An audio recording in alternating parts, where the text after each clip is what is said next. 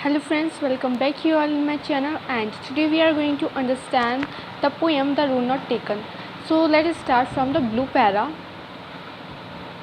This well-known poem is about making choices and the choices that shape us. Robert Frost is an American poet who writes simply but insightfully about common ordinary experiences. Okay so ये जो poem है ना वो choices के ऊपर है, और जो चॉइसेस हम बनाते हैं वो हमारे फ्यूचर में हमारी लाइफ को शेप करती है. ये पोएम जो है रॉबर्ट फ्रॉस्ट ने लिखी हुई है.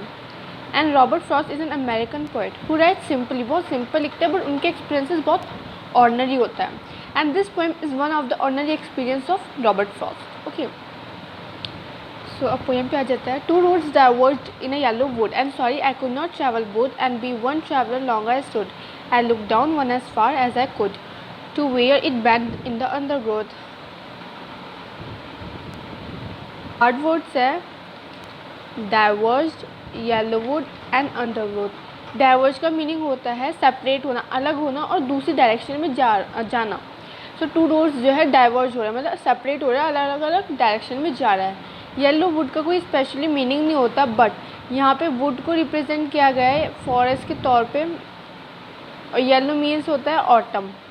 ऑटम में फॉरेस्ट की लीफ येलो हो जाती है ना, तो उसे येलो वुड कहा गया है. अंडरग्रोथ का मतलब होता है बड़ी बड़ी झाड़ियाँ. सब इसका मीनिंग देख लेता है कि टू रोज जो है ना वो अलग हो रहा है और सेपरेट हो रहा है एक येलो फॉरेस्ट में. और पर जो ऑथर है वो कह रहा है कि सॉरी मैं दोनों पे नहीं चल सकता क्योंकि मैं एक ट्रैवलर हूँ.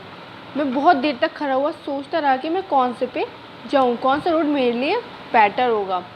और जिस रोड को मैंने देखा उस पर बहुत सारी अंडरग्रोथ थी, मतलब झाड़ियाँ थी.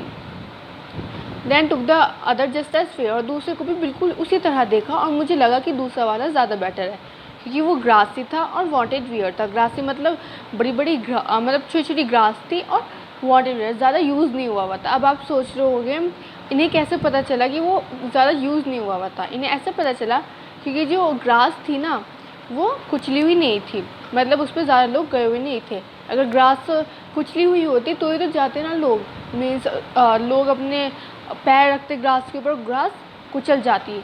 तो हमें उससे पता चल जाता कि लोग गए हुए हैं, बट वहाँ पे नहीं था ऐसा. तो उन्हें पता चल गया कि यहाँ पे लोग गए हुए नहीं है, तो उन्हें वो ज़्यादा बेटर लगा. And both that morning equally lay in leaves no step had trodden black. Oh, I kept the first for another day, yet knowing how we leads on to way, and doubted if I should ever come back. I shall be telling this with a sigh.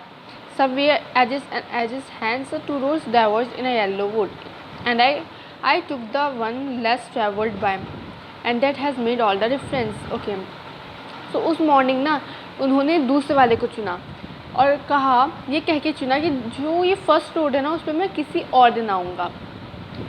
जबकि उन्हें पता था कि अगर वे एक road पे चले गए तो उससे बहुत सारे रोड्स जो है ना कनेक्टेड हो गए.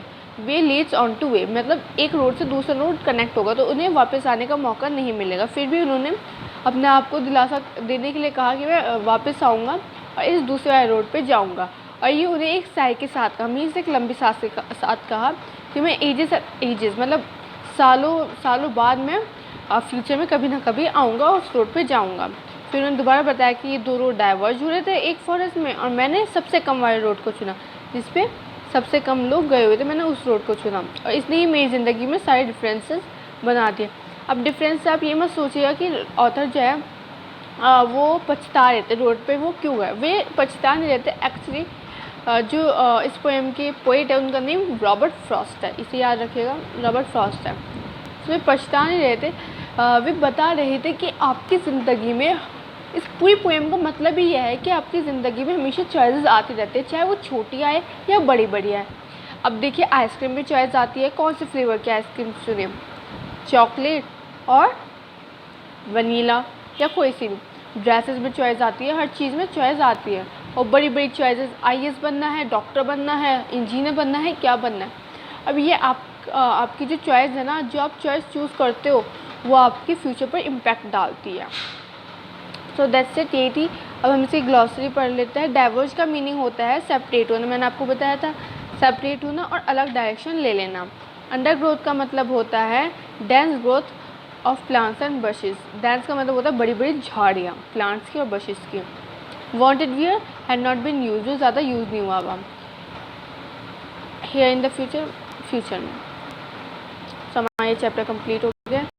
Thank you for watching my video, and if you like my video, like, subscribe and comment in my comment section. Thank you for seeing.